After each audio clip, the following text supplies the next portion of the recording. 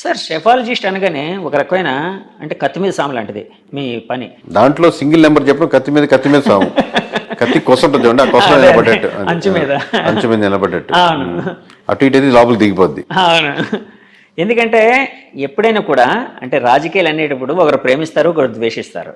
మీరు ఒక నెంబర్ చెప్తే వాళ్ళకి ఫరగా ఉందనుకోండి, వాళ్ళు విపరీతంగా ప్రేమిస్తారా, మా సూపర్గా చెప్పారా అని. అవతల వాళ్ళు నిజంగా ద్వేషిస్తారు. అంటే మీరు ఇందాక మెచ్యూరిటీ అన్నారు కదా, అది వేరే లెవెల్. అంటే మామూలు కార్యకర్తల స్థాయి, కింద స్థాయి వ్యక్తుల కోసం నేను కింద క్యాడర్ కోసం చెప్తున్నాను. ఇలాంటి అంటే ఒక రాజకీయ పార్టీలకి గెలుపు ఓటమి ఉంటుందండి. అంటే ఇప్పుడు ఈ రోజు వైసీపీ ఓడిపోయింది, 2024లో పుంజుకునే అవకాశం ఉండొచ్చు, అంటే కరెక్ట్ పనిచేసి ఉంటే. అంటే కూటమి కంటే కొంచెం బాగా వీళ్ళు చేయగలిగితే రేపు పొద్దున్న ఏమైనా చేయగలిగితే. కానీ షెఫాలజిస్టులు కూడా అంటే కొన్నిసార్లు సక్సెస్ఫుల్గా ఉంటారు, కొన్నిసార్లు ఫెయిల్యూర్స్ లోనే అవుతారు. ఫర్ ఎగ్జాంపుల్ ఆరామస్థాన్ గారు మీరు చెప్పారు, ఆరామస్థాన్ గారు చెప్పారు. ఆరామస్థాన్ గారిది అంటే ఓడిపోయిన తర్వాత ఫుల్ జనాలు ట్రోల్స్ చేయడం, ఆయన ఫోన్ స్విచ్ ఆఫ్ చేసుకోవడం, ఇలాంటివన్నీ జరిగాయి. సో అంటే షెఫాలజిస్టులు కూడా ఇంత ద్వేషం అంటే ఇంత నెగిటివిటీ ఉండడం అవసరం అంటారా? అంటే ప్రజల నుంచి లేకపోతే ఆ క్యాడర్ నుంచి. ఇప్పుడు ఎవరో ఒక అతను వచ్చేసి జగన్మోహన్ రెడ్డి గారు 150 వస్తున్నాయి, లేదా పవన్ కళ్యాణ్ గారికి 21 వస్తున్నాయి అనుకోండి, దాని మీద అటెన్షన్ రాదు, ఎవరు చూడరు, పెద్ద కమెంట్ రాదు, 1-2 కమెంట్లు వస్తాయి. కానీ ఒకరు నమ్మి వాళ్ళ బ్యాక్గ్రౌండ్ వర్క్ బాగుండి అటెన్షన్ తెచ్చుకొని చేసినప్పుడు ఆబ్వియస్గా మీరు కొంచెం దగ్గరగా ఫెయిల్ అయితే ఇబ్బంది ఉండదు. మరీ దూరంగా తూర్పు అంటే పడమర అంటే తూర్పు అంది అనుకోండి, ఆబ్వియస్గా దాని మీద పార్టీలకి, వ్యక్తులకి, ఇట్లా రకరకాల వ్యక్తులు ప్రభావితం అవుతుంటారు. కాబట్టి ఆ ప్రభావితం చెందినవాడు తప్పనో ఒప్పనో దాని తీవ్రం కమెంట్ చేస్తారు. రిజల్ట్ వచ్చాక ఇంకా అసలు తీవ్రం అయిపోతుంది, ఇంకా మామూలుగా కాదు అంతే. సో మామూలుగా మోస్ట్లీ చెప్పేది ఏంటంటే మీరు ప్రాపర్గా ఉంటే మటుకు ఆబ్వియస్గా ప్రజలు అభిమానిస్తారని అనుకుంటున్నాను. మనం మిస్ అయితేనే మిస్ కొడుతుంది. సార్ ఇప్పుడు 2024 ఎలక్షన్ అయిపోయింది, ఇప్పుడు ఫామ్ అవుతుంది కూటమి. ఒకవేళ 2029లో మళ్ళీ వీళ్ళు కూటమి వాళ్ళు రావాలి అంటే ఎలాంటి డెవలప్మెంట్స్, ఎలాంటి ఫ్యాక్టర్స్, అంటే ఎలాంటి మంచి పనులు, ఇందాక మంచి పనులు అన్నారు చూడండి, కొన్ని అడ్వైజ్ చేస్తూ ఉన్నారు కదా. ఒక షెఫాలజిస్ట్గా అడ్వైజ్ చేయాల్సి వస్తే ఎలాంటి పనులు వీళ్ళకి కూటమి వాళ్ళకి, చంద్రబాబు నాయుడు గారికి అడ్వైజ్ చేస్తారు మీరు? సో ఖచ్చితంగా అండి, మనం లాస్ట్ టైము చెప్తున్నాం, ఈసారి చెప్తున్నాం, మీరు ఓన్లీ వెల్ఫేర్ స్కీమ్స్ మీదే ఆధారపడి గవర్నమెంట్ నడుపుతున్నామంటే అవతల పార్టీ ఏది ఉంటుంది, అప్పుడు ఏది క్యాప్చర్ చేయగలుగుతుంది అనేది వేరే విషయం. బట్ ఓన్లీ ఫ్రీ స్కీమ్స్ మీద డిపెండ్ అవుతుందండి. ఇప్పుడు మీకు సూపర్ 6 అని పెట్టారు సార్, సూపర్ 6లో ఒకటి తీసేయండి పోనీ, ఇది బస్సుల్లో ఫ్రీ ప్రయాణం తీసేశారు అనుకోండి, స్టిల్ ఇదే నెంబర్ వచ్చిండేది. ఈ నెంబర్లో ఎటువంటి మార్పు ఉండేది కాదు ఓవరాల్గా. లేదు ఇంకొంచెం ముందుకెళ్ళి సిలిండర్లు తీసేశారు అనుకోండి, 3 సిలిండర్ తీసేశారు, అది పెద్ద మార్పు లేకుండా ఇంచుమించు ఇదే రేంజ్ లో ఉండేది. ఎక్కడో చిన్న డిఫరెన్స్ తప్పితే 1% తప్పితే. అంటే ఎందుకు సార్ వ్యతిరేకత అంత ఎక్కువగా ఉందనా? వ్యతిరేకత ఎక్కువ ఉంది, పీపుల్ ఎక్స్పెక్ట్ చేసేది ఎక్కువ.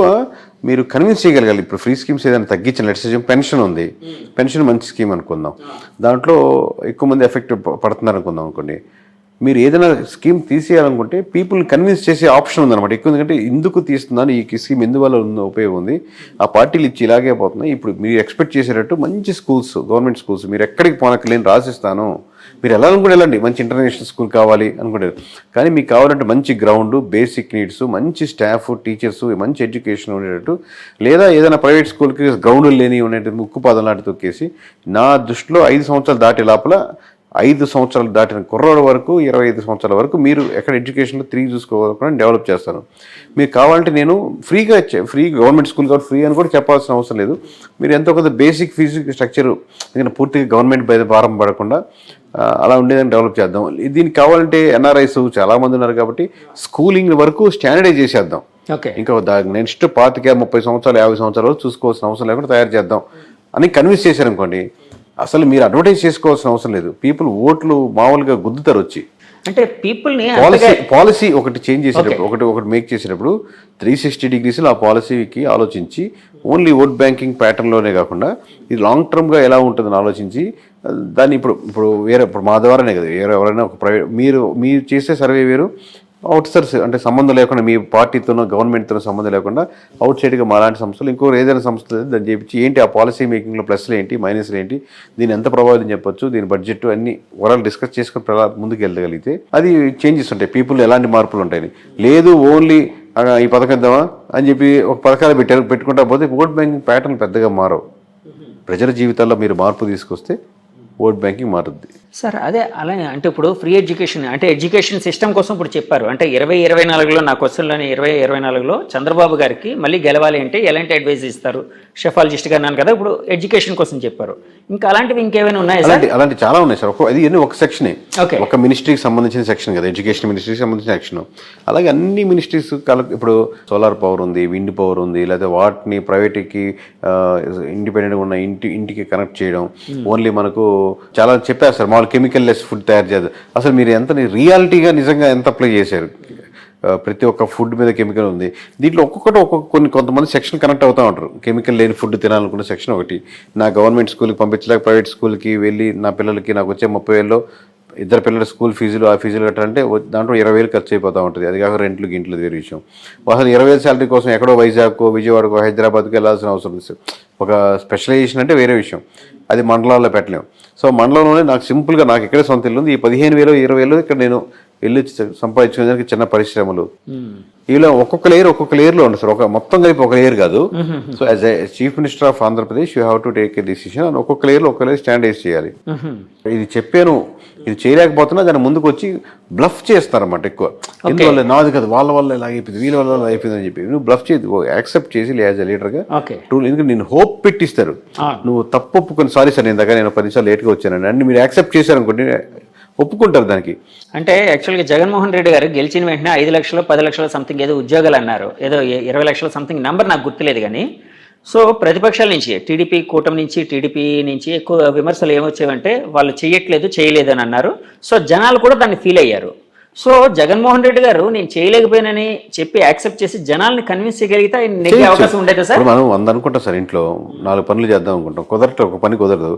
కానీ మీ వైఫ్కి మీరు ఫోన్ చేసి నేను సాయంత్రం 6 గంటలకు రాలేకపోతున్నాను, ఎందువల్లంటే ఇది ఇక్కడ బిజీగా ఉంది, పెద్ద ఆయనతో ఉన్నాను, మీరు చెప్పినట్టు ఏదో ఉన్నారు, కన్విన్స్ కన్విన్స్ చేసుకుంటారు.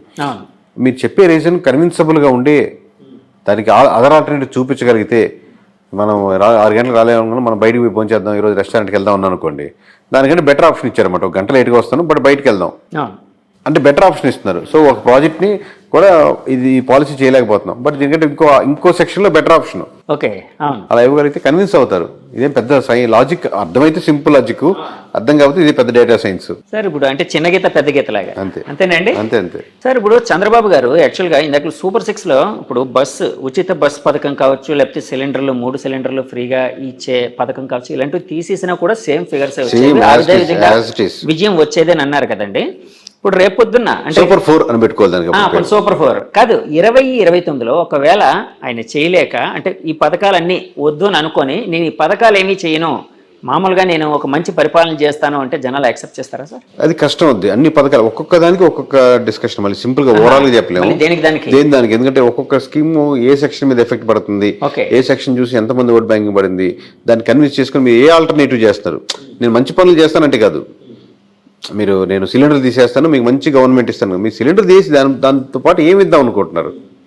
ఇప్పుడు ఆల్రెడీ మీరు కమిట్ అయ్యారు కాబట్టి అప్పుడు మీరు చేసుకునే ఆప్షన్ కన్విన్స్ అవుతారు కూడా ప్రజలు. ఎందుకంటే మీరు మంచి పరిపాలన అందిస్తారనే ఓట్ బ్యాంకింగ్ ఎక్కువ ఉంది అంటున్నాను. ఆ ఓట్ బ్యాంకింగ్లో ఇంకా అదర్ ఆప్షన్స్ లేవు. ఓటర్ ఏ విధంగా ఓట్ చేసే ముందు అంటే ఆ ఈవీఎం మిషన్ మీద వేలు పెట్టి నొక్కే ముందు ఎలాంటి ఇన్ఫ్లుయెన్స్ అనేది ఉంటుంది, అంటే ఏ విధంగా ఆయన ఎమోషన్ ఉంటుంది అనేది ఏమైనా చెప్పగలుగుతారా? అదే కదా ఓవరాల్ ప్యాటర్న్. అది ఇండివిజువల్ ఓటేసినప్పుడు అదే అతను ఏ ప్రాంతానికి చెందినవాడు, లేదా ఏ కమ్యూనిటీకి చెందినవాడు, ఏ ఫీలింగ్స్తో పెరిగినవాడు, తన మీద ఏ రాజధాని ఎఫెక్ట్ ఎంత ఉంది, తన మీద రోడ్లు ప్రభావితం ఉంటుందా, తను ఎంప్లాయీయా, తను ఏ ఏజ్ సెక్షన్ ఉన్నాడు, తన అంటే 30 ఏళ్ళు ఉన్న ఒక రకంగా ఉంటుంది, తన పెన్షన్ మీద ఉన్నాడా, పెన్షన్ పడుతుందా, తను వాలంటీర్ ఇచ్చే పెన్షన్ మీద ఎఫెక్ట్ పడుతుందా, ఎఫెక్ట్ పడుతున్నప్పుడు ఏ కమ్యూనిటీలో ఉంటాడు, ఇప్పుడు ఈ కాంబినేషన్ కూటమి కట్టినప్పుడు కాంబినేషన్కు యాడెడ్ ఉన్నాడా, లేదా బయట నుంచి వస్తాడా, లేదా మనం మామూలు జనరల్గా ఎస్సీ ఎస్టీ బీసీ ఓసీ సెక్షన్లో అలా డివైడ్ చేసుకుంటే అదేంటి, ఇలా అన్ని లేయర్లు నొక్కుతున్నప్పుడు తన మనసులో ఏది ఎక్కువ నొక్కుతుందని మనం నొక్కేదాన్ని బట్టి ఆధారపడుతుంది. అంటే ఓటర్ అనే మనిషి ఎక్కువ ఎమోషనల్గా ఉంటాడా, లేకపోతే లెక్కలు అవన్నీ చూసుకుంటూ దాని ఫ్యూచర్ని చూసుకుంటూ అలా ఉంటాడా? అన్ని రకాలుగా ఉంటుంది సార్. మిక్సింగ్ ఒకే ఎమోషనల్గా ఏదైనా మీ లెక్కతో పాటు ఎమోషన్ కనెక్ట్ అవ్వాలి. మీరు ఏ లెక్కతో ఉన్నారు, నాకు మంచి రోడ్లు ఉన్నాయి, అదొక ఎమోషన్, హాయిగా ఉందండి. ఇప్పుడు గతుకులు డుగ్గు అని పోతుంది, కాదు జరిగిపోతుంది, అదొక ఎమోషన్, నష్టపోతున్నామని. సార్ అలాగే ఇప్పుడు షెఫాలజిస్ట్గా మీరు అంటే మీ ప్రయాణం అద్భుతంగా ఉంది. మిమ్మల్ని ఇన్స్పైర్ చేసిన షెఫాలజిస్టులు లేకపోతే ఇన్ఫ్లుయెన్స్ చేసిన షెఫాలజిస్టులు ఎవరైనా ఉన్నారు సార్? ప్రస్తుతానికైతే అట్లా ఏం లేరు. మామూలుగా షెఫాలజిస్ట్ లేరు, కానీ ఇప్పుడు మనం డేటాను వెరిఫై చేస్తున్నాం సార్. ఈ డేటా చూస్తున్నప్పుడు దారుణం కనబడుతూ ఉంటుంది. రోడ్లు బాగాలేవు, ఈ సమస్యలు ఉన్నాయి. పోయినసారి చెప్పాం, ఈసారి చెప్పాం. కానీ మనకు పూర్వంలో దేశం కోసం ప్రాణాలు అర్పించి ఇంత కష్టపడి జీవితం మొత్తం పణంగా పెట్టి వాళ్ళు లాస్ట్లో ప్రాణత్యాగాలు చేసిన వాళ్ళు, ఇది ఎమోషనల్ కనెక్ట్ అయిన వాళ్ళు, వాళ్ళ రిఫ్లెక్షన్ ఇక్కడ లేదే అని బాధ వేస్తూ ఉంటుంది. వాళ్ళు ఎందుకైతే పోయారో, ఎందుకైతే కష్టపడ్డారో, మనం 10 రూపాయలు దానం చేయాలంటే 10 రకాలుగా ఆలోచిస్తాం. అటువంటిది కుటుంబంలో చీత్కారాలు అనుభవించి ఎన్నో రకాలుగా ఉండి వాళ్ళు లాఠీతో కొడతా ఉన్నా ఇంకా వందే మాత్రం ఎవడంటాడు సార్, వందే మాత్రం వాడికి ఎందుకు అవసరం? కానీ వాడి కోసం కాదు కదా, నెక్స్ట్ వచ్చి మనలాంటి జనరేషన్ వాళ్ళు ఇక్కడ ఊర్లలో ఇలాంటి సమస్యలు లేకుండా మన బ్రిటిష్ వాళ్ళు వెళ్ళిపోతారు, మన గవర్నమెంట్ వస్తుంది, అద్భుతంగా ఉంటుంది అని ఊహించుకుంటాడు. అలాంటి ఈ డేటా చూస్తున్నప్పుడు మా జీవితం ఇంకా ఇట్లాగే ఉంది కదరా అని చెప్పి బాధేస్తాం. అంటే వాళ్ళ భాగస్వామ్యం ఎందులో లేదని ఫీల్ అవుతున్నారు మీరు? అంటే ఎందులో లేదని? అదే వెళ్ళే పద్ధతిలో గవర్నమెంట్స్ తీసుకునే పాలసీ, పొలిటికల్ సినారియో సింపుల్ కదా సార్. ఒక పాలసీ జీవితాలు మార్చేస్తుంది కదా. సో ఆ పాలసీ మేకింగ్ లో కావాల్సిన ఫ్రూట్స్ అది అందట్లేదని ఒక బాధ. పాలసీ మేకింగ్ చేయాలి అంటే వాళ్ళు ఎమ్మెల్యేలు ఎంపీలు అవ్వాల్సిందే కదా సార్, అంతే కదండి. పాలిటిక్స్ లో కావాల్సిందే. నేను పొలిటికల్ గా తీసుకున్న డెసిషన్ లో వాటికి వచ్చే రిజల్ట్స్ లో వాళ్ళు ఏదైతే కలగన్నారో ఆ రిజల్ట్స్ కనపట్లేదని, అది రిఫ్లెక్ట్ అవ్వట్లేదు ఆవేదన. 7 ఏళ్ళ నుంచి మీ ప్రయాణం మొదలు పెట్టారు ఒక షెఫాలజిస్ట్గా. ఈ రంగం ఎలా ఉంటుంది సార్? అంటే ఈ రంగంలోకి అంటే నేను చాలామంది చూస్తూ ఉంటాను, చాలామంది సాఫ్ట్వేర్ బ్యాక్గ్రౌండ్ నుంచి వచ్చిన వాళ్ళే ఇందులోకి వస్తూ ఉన్నారు.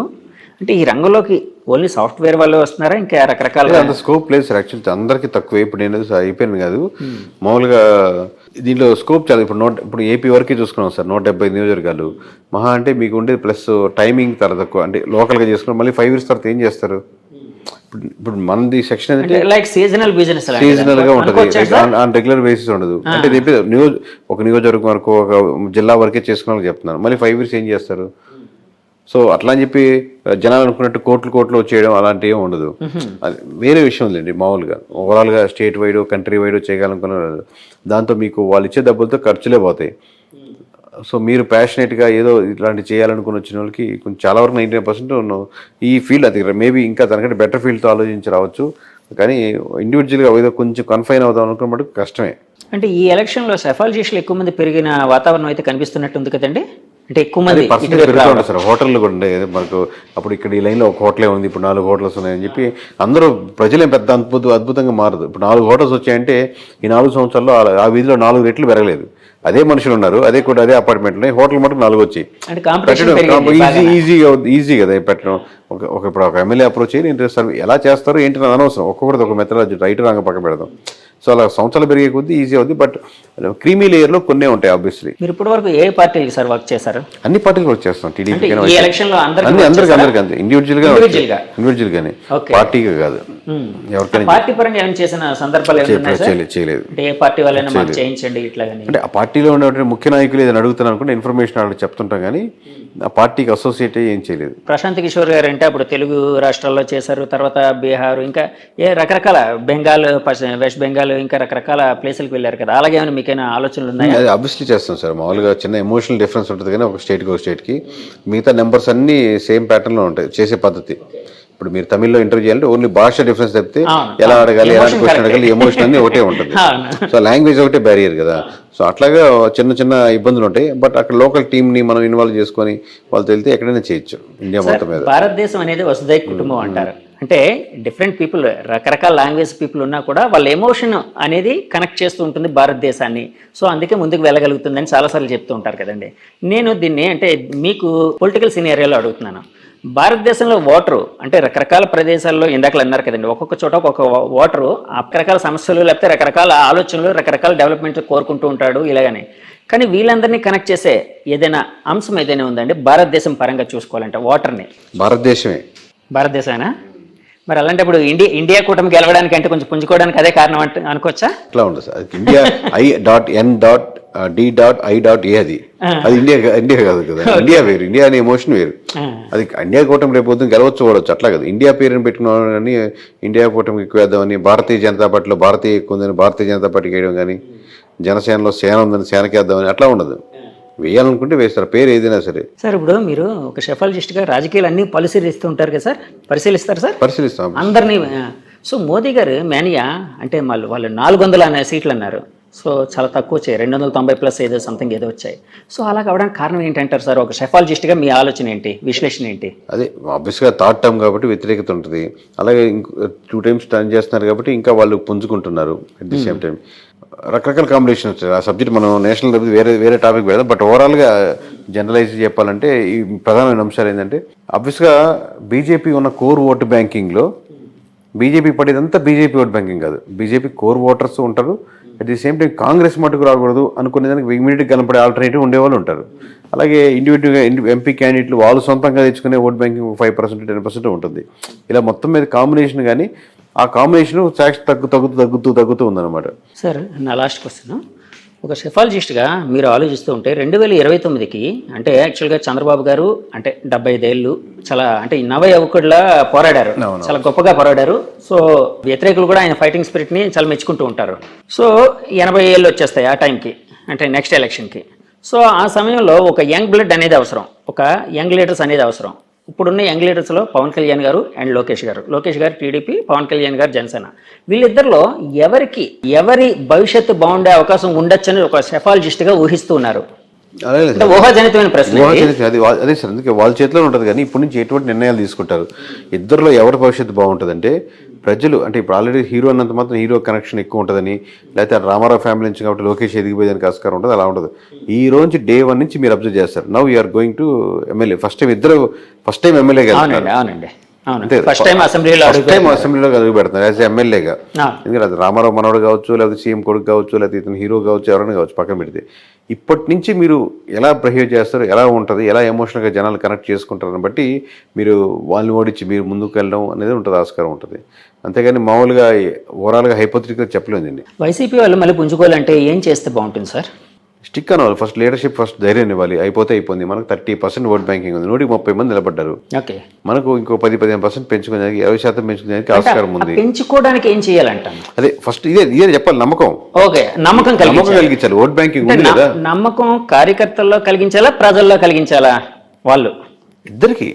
దాంట్లో కార్యకర్తలు అనేవాళ్ళు వాళ్ళకి అనుసంధానం మధ్యలో ఉంటారు. కార్యకర్తలకి కలిగించాలి, జనాలకి నమ్మకం కలిగించాలి. కలిగిస్తున్నప్పుడు జనాలకు నమ్మకం వస్తున్నప్పుడు కార్యకర్తలు ఇంకొంచెం ఎక్కువ పనిచేస్తారు. ప్రజలు నమ్మకం మీరే అంటే నాకు ఓట్లు వేసిన వాళ్ళే కదా ప్రజలు. అంటే ఇతని పర్స్పెక్టివ్లో, జగన్మోహన్ రెడ్డి గారి పర్స్పెక్టివ్లో మీరు నిలబడద్దు, ఓట్లు వేసిన వాళ్ళు నిలబడద్దని చెప్పాలి కదా. మీరు అపోజిషన్ వేసిన వాళ్ళు నిలబడద్దని చెప్పాల్సిన అవసరం లేదుగా. జగన్మోహన్ రెడ్డి గారికి పక్కన పెట్టి పవన్ కళ్యాణ్కి ఓట్లు వేసినట్టు మీరు బాధపడద్దు అని అనలేం కదా. సో ఈయనకు ఓట్లు వేసిన వాళ్ళు రిప్రజెంట్ చేస్తూ అందరు మీటింగ్ పెట్టలేము కాబట్టి జనరల్గా స్టేట్మెంట్స్ ఇవ్వగలుగుతారు. వాళ్ళకి చెప్పి వాళ్ళకి మోటివేట్ చేసి ఇది ఫర్దర్ ప్లాన్స్ అని ఎక్స్ప్లెయిన్ చేసి ఒక్కొక్క స్టెప్ బై స్టెప్గా మరీ చేసుకోవచ్చు. సార్ మీరు ఇప్పుడు 2019లో మీరు చెప్పింది జరిగింది అంటే సిమిలర్ ఆల్మోస్ట్ యాక్యురేట్గా వచ్చింది. అలాగే 2024లో కూడా వచ్చింది. ఆ ఫిగర్స్ అంటే యాక్చువల్గా మామూలుగా మీరు ఒక సెఫాలజిస్ట్గా ఒక శాస్త్రీయ పద్ధతిలో చేస్తూ ఉన్నారు, ఒక నెంబర్ చెప్తారు. అది నిజమైనప్పుడు మీకు ఎలాంటి ఆనందం కలుగుతుంది, ఎలాంటి ఫీలింగ్ కలుగుతుంది? నేను చూస్తున్నాను సార్, మామూలు నెంబర్ +5 లోపలే ఉంటుందని ముందుగా నా ఎక్స్పెక్టేషన్. 5 అనేది అది ఎంత దగ్గరగా వచ్చి ఏదో ట్రైన్ S1 దగ్గర S1 ఆగినట్టు, S2 దగ్గర S2 ఆగినట్టు అలా వచ్చి దగ్గరగా హ్యాపీ, దానికి ఆనందమే. అంటే మనం ఎంత బాగా చేసామని కాన్ఫిడెన్స్ అయినా బూస్టప్ అవుతుందా? కాన్ఫిడెన్స్ మామూలుగా పెద్ద డిఫరెన్స్ లేదు సార్, మామూలుగా అలాగే ఉంది. కానీ ఓకే చిన్న నెంబర్ వచ్చి ఆగింది కదా అనేది ఒకటి అంతే. టూ మచ్ ఎక్సైట్మెంట్ ఏం లేదు, టూ మచ్ బాధ లేదు. ఆ దాటితే అబ్బా ఎందుకు మిస్ అయిందని ఆలోచించిన వాళ్ళం. దగ్గరికి వచ్చింది కాబట్టి ఓకే మన బాగానే ఉంది, రైట్ అంతే. మీ నుంచి నెక్స్ట్ బ్లాస్టింగ్ నెంబరు ఏ స్టేట్ ఎలక్షన్కి సంబంధించి ఉండొచ్చు? అదే చూద్దాం సార్. ఇప్పుడు ఇంటర్వ్యూలు అయిపోయాక మళ్ళీ ఇప్పుడు ఏ స్టేటా, మన GHMSకి వెళ్ళాలా, ఢిల్లీ వెళ్ళాలా, లేకపోతే ఇంకో స్టేట్ వెళ్ళాలా, రకరకాలుగా ఆప్షన్స్ ఉన్నాయి. ఒకసారి కూర్చొని అంతా అయిపోయాక డిస్కస్ చేసి టీం ఎలా బిల్డ్ చేసుకుందాం, వేరే స్టేట్స్ అంటే ఎలా చేయాలి, రీఆర్గనైజ్ చేసుకున్నాం, మంచి స్ట్రక్చర్గా బిల్డింగ్ తీసుకొని ప్రాపర్గా చేసి కంట్రీ వైడ్గా చేసే కెపాసిటీ ఉందని నమ్ముతున్నాం. ఇంకొంచెం స్ట్రెంగ్త్ కావాలి దానికి, ఈ లెవెల్కి సరిపోదు. ఒక ఆర్గనైజేషన్ స్ట్రెంత్ లాగా చేసుకొని ఇంకా పొలిటికల్ అకాడమీని ఒకటి స్టార్ట్ చేస్తున్నాం. కేకే పొలిటికల్ అకాడమీ చేద్దాం అనుకుంటున్నాం. అంటే ఏంటి సార్ పొలిటికల్ అకాడమీలో ఏముంటుంది? అంటే ఇప్పుడు సడన్ గా వచ్చేసి ఎమ్మెల్యే అవుదాం అనుకున్న వాళ్ళు, లేదా ఆ ఫ్యామిలీస్ నుంచి వచ్చిన వాళ్ళు, లేదా బయట వాళ్ళు, కానీ వాళ్ళు మాట్లాడడం రాదు, లేదా సరిగ్గా కాన్ఫిడెంట్ గా మాట్లాడలేరు, లేదా ఇలా మీలా ఇంటర్వ్యూ క్వశ్చన్స్ చేసినప్పుడు ఎక్కడి నుంచి స్టార్ట్ చేయాలి, ఎక్కడ ఎండ్ చేయాలని, అలాగే వాళ్ళు ఆ జిల్లా నియోజకవర్గ సమీకరణాలు ఏంటి, పరిస్థితులు ఏంటి, సమస్యలు వెళ్ళినప్పుడు ఏ కమ్యూనిటీ వెళ్ళినప్పుడు ఎలా బిహేవ్ చేస్తే బాగుంటుంది, అలాగే కంట్రీ గురించి ఏదైనా ఒక నాలెడ్జ్ ఉంటే బాగుంటుంది, ఇంటర్నేషనల్ అఫైర్స్ గురించి కొంచెం నాలెడ్జ్ ఉంటే బాగుంటుంది. ఇలా ఓవరాల్గా ఒక ప్యాకేజ్ లాగా కెమెరామ్యాన్కి చిన్న కెమెరా ట్రైనింగ్ లాగా స్టార్టింగ్ ఇనిషియల్ ఎలా పట్టుకోవాలి, బేసిక్ థింగ్స్ లాగా ఇక్కడ మనం లీడర్లు కాదు కానీ లీడర్ అయ్యేదానికి కావాల్సినటువంటి స్కిల్ సెట్ని కొంచెం పెంచేటట్టు 21 days ప్రోగ్రామ్ లాగా చేస్తే దానికి ఇప్పుడు అందులో ఫ్రంట్ ఫేస్ లా ఉండి చేయాలని ఒక థాట్ దాన్ని చేస్తున్నాం. ఎప్పుడు రూపుదాల్చొచ్చు అదే ఇంకా మనం ఎప్పుడు అనుకుంటే అప్పుడే బట్ ఈ ఇంటర్వ్యూస్ అన్ని పెట్టుకుని డిస్కషన్ చూస్తున్నాం సార్. ఇప్పుడు మీ టీంలో ఎంతమంది ఉన్నారు సార్? ఇప్పుడు మా team overall 30 members, but elections అయిపోయినాయి కాబట్టి కొంతమంది తగ్గించుకొని కొంతమంది సరిగ్గా చేయని వాళ్ళని పక్కన పెట్టు 30 members యాక్టివ్ గా ఉండేవాళ్ళు. అది కాకుండా ఇందాక అది కాకుండా ప్రతి జిల్లాకి అవుట్ సోర్సింగ్ వాళ్ళు 30 members, ప్రతి జిల్లాకి వేరే వేరే వాళ్ళు లేదా స్లీపర్ సెల్స్ వీళ్ళంతా నేను నా టీం కాదు కదా, వాళ్ళు ఇండివిజువల్స్ వాళ్ళ టీమ్స్ అది.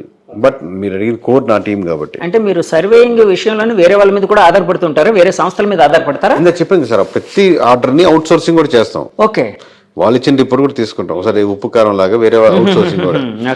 ఇదేంటంటే ముందు మన 3 layers మనమే, ఎక్స్ట్రా లేయర్ కూడా ఒక ఏమో మనం తప్పు చేసామో, మన గ్రూప్ లో పోతున్నామో, మనకు ముసుగులో ఉన్నాము, అందుకని వేరే సంబంధం లేకుండా ఇక్కడ చేపిస్తాం. సార్ థ్యాంక్ యూ అండి. మళ్ళీ నెక్స్ట్ బ్లాస్టింగ్ నెంబర్ కోసం వెయిట్ చేస్తుంటాం మీ దగ్గర నుంచి. వ్యూస్ చూసారు కదండి, ఇది కేకే గారు అనగానే యాక్చువల్గా ఆయన అసలు పేరు చాలా మందికి తెలియదు. ఆయన అసలు పేరు కిరణ్ కొండేటి గారు. సో కిరణ్ కొండేటి గారు అలియాస్ కేకే గారు. సో ఆయన అంతరంగం, ఆయన మనతో చాలా విషయాలు పంచుకున్నారు. ఈ ఇంటర్వ్యూ మీకు నచ్చితే మా ఛానల్ లైక్ చేయండి, కామెంట్ చేయండి, షేర్ చేయండి, సబ్స్క్రైబ్ చేయండి. Thank you very much. Signing off me Jagadish. By.